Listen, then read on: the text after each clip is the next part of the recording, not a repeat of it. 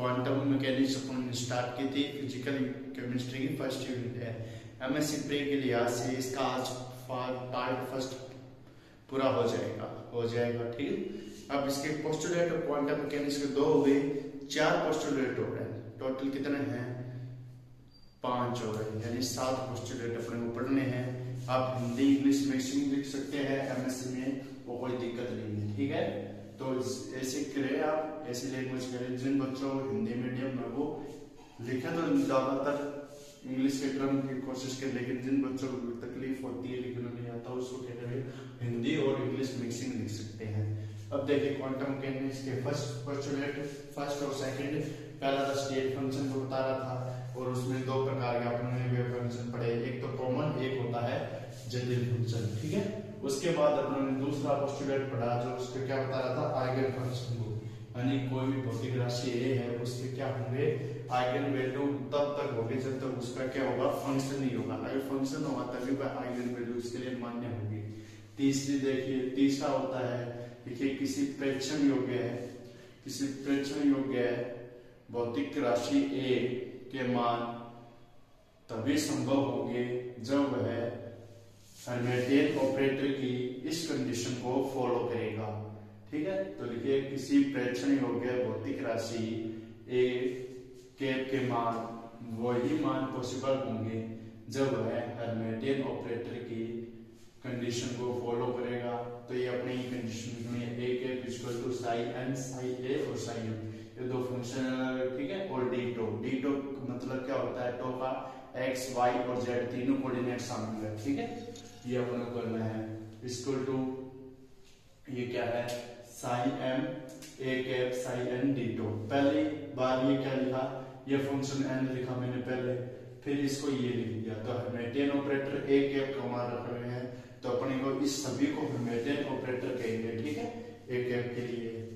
4th point लिखिए प्रत्यास्था मान, यानी किसी भौतिक राशि ए के प्रत्यास्था मतलब होता है कि स्प्रिंग को खींचना ठीक है, कितना प्रत्यास्थ कर सकता हूं। तो अपन क्या लगाएंगे इसकी 0 से इनफिनिट वैल्यू लगाएंगे, तो वही किसी भौतिक राशि के प्रत्यास्था मान उसके वेव फंक्शन पर डिपेंड करते हैं। तो इसमें लिखिए एक का ये प्रत्यास्था को शो कर रहा है ठीक है।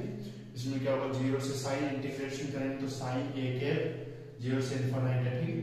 साइन ए के साइन स्टार कॉम्प्लेक्स फंक्शन को शो कर रहा है डी टो एक्स वाई जेड तीनों के लिए। प्रत्यास्था आप दिमाग करें, प्रत्यास्था 0 से इनफिनिट हो सकती है, तो हम लोगों ने दोनों फंक्शन को साथ में लिया है। एक पर तो अपन बात कर रहे हैं एक के संदर्भ में किसकी नॉर्मल फंक्शन की, मैंने करवाया था ऊपर वाला स्टेट फंक्शन वाला, दूसरी बात कॉम्प्लेक्स स्टेट फंक्शन की बात कर रहे हैं। 5th पॉइंट लिखिए फिजिकल प्रॉपर्टी में, यानी फिजिकल प्रॉपर्टी को किसी क्वांटम मैकेनिक्स में किसी राशि की फिजिकल प्रॉपर्टी को निम्न प्रकार से प्रदर्शित किया जा सकता है, जैसे साइन सिग्मा, ये सिग्मा नहीं समेशन है समेशन सी आई जी है, यानी कैसे भी करेंगे अपन सभी भौतिक राशि का योग कर देंगे तो अपन क्या कर सकते हैं उसकी फिजिकल प्रॉपर्टी को क्वांटम मैकेनिक्स में रिप्रेजेंट कर सकते हैं सी आई और जी आई से। सी आई क्या है सेट ऑफ सिस्टम, यानी जैसे साई और साई स्टार का सेट बना दिया दोनों सिस्टम का, तो ये बताता है उसके सेट ऑफ सिस्टम। अब इसके बाद निकल के सामने आता है अपना 6 पॉइंट लिखिए किसी सिस्टम के डेवलपमेंट को हम श्रोडिंगर की टाइम डिपेंडेंट इक्वेशन की सहायता से किसी सिस्टम के डेवलपमेंट को हम श्रोडिंगर की टाइम डिपेंडेंट इक्वेशन की सहायता से समझ सकते हैं।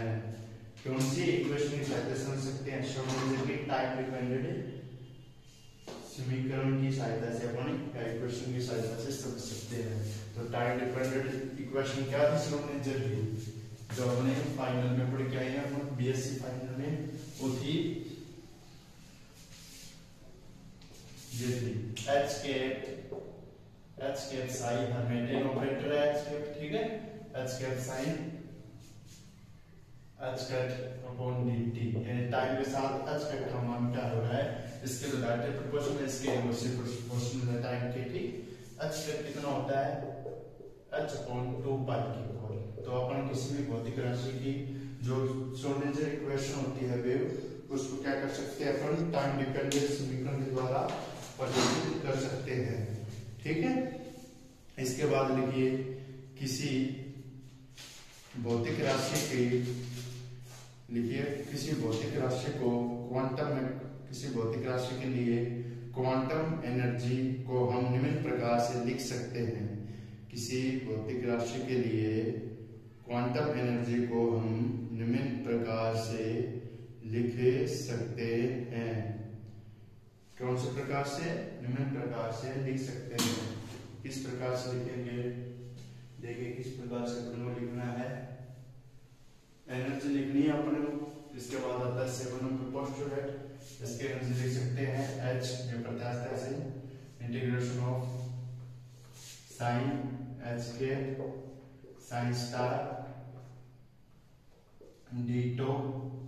ठीक है, ये h का अपनी एनर्जी लिखनी है ना अपने को, तो एनर्जी, ये एनर्जी का E, ये भाई साहब लगाना पड़ेगा, ये आयन होल स्क्वायर।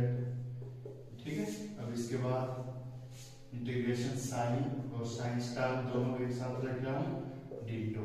तो अपन क्या कहेंगे, ऊपर वाले में क्या लिखा है, ऊपर वाले में बस एक हर्मिटियन ऑपरेटर जोड़ा है h के, जिसका मान मैंने अभी आपको लिखाया था, और सेम का सेम लिख दिया है।